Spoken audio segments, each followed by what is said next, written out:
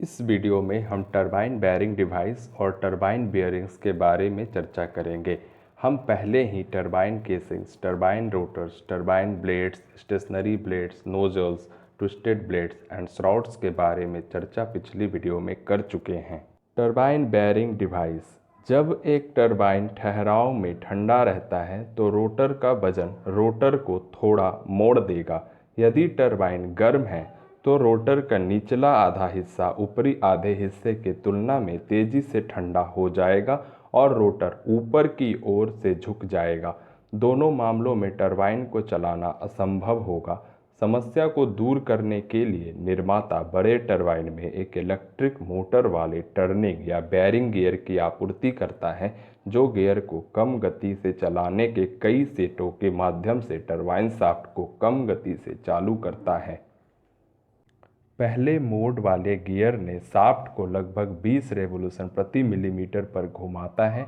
बाद में यह बढ़कर 40 और 60 रेवोल्यूशन प्रति मिलीमीटर तक बढ़ जाता है, क्योंकि उचित लुब्रिकेशन कम गति से प्राप्त करना मुश्किल होता है। वही जनरेटर के हाइड्रोजन सील के लिए किया जाता है। कुछ टर्निंग गियर इलेक्ट्रिक या हाइड्रोलिक 24 घंटे की अवधि में निर्धारित समय तक शाफ्ट को चालू करते हैं। एक ठंडा टरबाइन शुरू होने से पहले लगभग 3 घंटे तक बेयरिंग गियर पर होना चाहिए। जब एक टरबाइन बंद हो जाता है तो इसे अगले 24 घंटे के लिए बेयरिंग गियर पर होना चाहिए। यदि हाइड्रोजन कूल्ड जनरेटर शामिल है तो टरबाइन को हाइड्रोजन के अत्यधिक नुकसान को रोकने के लिए बेयरिंग गियर पर रखा जाना चाहिए। सभी बेयरिंग गियर को लुब्रिकेटिंग तेल के दबाव स्विच और एंगेजमेंट लिमिट स्विच द्वारा संचालित किया जाता है। टरबाइन बियरिंग्स: टरबाइन के मूल भाग में से एक है बियरिंग्स। दो प्रकार के बियरिंग हैं जो लोड अधिनियम के प्रकार के आधार पर उपयोग किए जाते हैं: radial bearing, thrust bearing. Radial bearing: छोटे टरबाइन के लिए ज़्यादातर एंटी घर्षण टाइप बियरिंग यूज होता है। व्यापक रूप से उपयोग किए जाने वाले एंटी घर्षण बियरिंग आत्मसंरेखित गोलाकार गेंद या रोलर बियरिंग के साथ बाड़ प्रकार के लुब्रिकेशन का उपयोग किया जाता है। मध्यम टरबाइन के मामले में प्लेन जर्नल बियरिंग का उपयोग किया जाता है। वे कांसा या बैबिट अस्तर के साथ रिंग लुब्रिकेटेड स्लीव बियरिंग हो सकता है। बाड़ और बल लुब्रिकेशन दोनों कार्यरत हैं। बड़े टरबाइन के लिए रेडियल बियरिंग एक टिल्टिंग पैड प्रकार का होगा।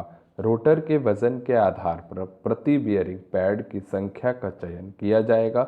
इस प्रकार के बियरिंग के लिए फोर्स्ड लुब्रिकेशन का उपयोग किया जाता है।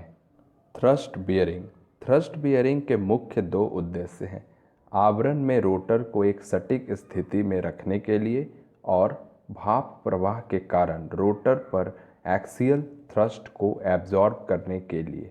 थ्रस्ट बियरिंग रोटर के मुक्त छोर पर स्थित है, या हम टरबाइन के स्टीम इनलेट पर कह सकते हैं। आवेग टरबाइनों के लिए एक्सियल थ्रस्ट बल बहुत छोटा होता है। यह पूरे डिस्क में उत्पन्न थ्रस्ट बल को संतुलित करने के लिए रोटर डिस्क में प्रेशर इक्वलाइजिंग होल्स की उपस्थिति के कारण होता है। प्रतिक्रिया यानी रिएक्शन टरबाइन के मामले में मूविंग ब्लेड के पार दबाव कम होता है। टरबाइन के माध्यम से भाप के प्रवाह की दिशा में एक भारी एक्सियल थ्रस्ट बल बनता है। अधिक थ्रस्ट बल के कारण हेवी ड्यूटी थ्रस्ट बियरिंग जैसे tilting pad type thrust bearing का उपयोग किया जाता है। प्रतिक्रिया टरबाइनों में एक्सियल थ्रस्ट संतुलन या डमी पिस्टन का उपयोग करके लगभग कम किया जा सकता है।